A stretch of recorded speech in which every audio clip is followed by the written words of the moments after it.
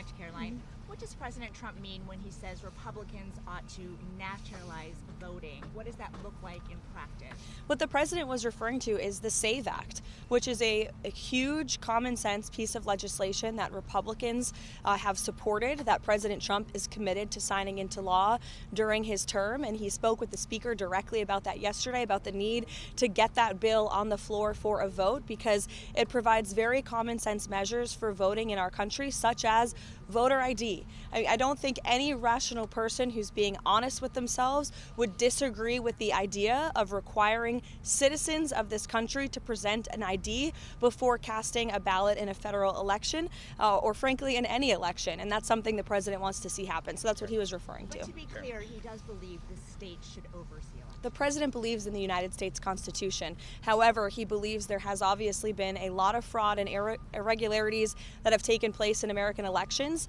And again, voter ID is a highly popular and common sense policy that the president wants to pursue, and he wants to pass legislation to make that happen for all states across the country. And Kelly, just to follow up on that, he said specifically that they should take over elections in 15 states. Can you tell us what he meant by that, what 15 states he's referring to in terms of Republicans taking over elections? Again, what I was just telling you is that with the passage of the SAVE Act, voter ID will be implemented across all 50 states. The president was referring to specific states in which we have seen a high degree of fraud. If you look at states like California, or if you look at New York City, for example, non-citizens are allowed to vote in elections in places like California and New York City. That just creates a system, an electoral system, that is absolutely ripe with fraud. And you cannot deny the fact that, unfortunately, there are millions of people who have questions about that, as does the president. He wants to make it right, and the SAVE Act is a solution to doing it.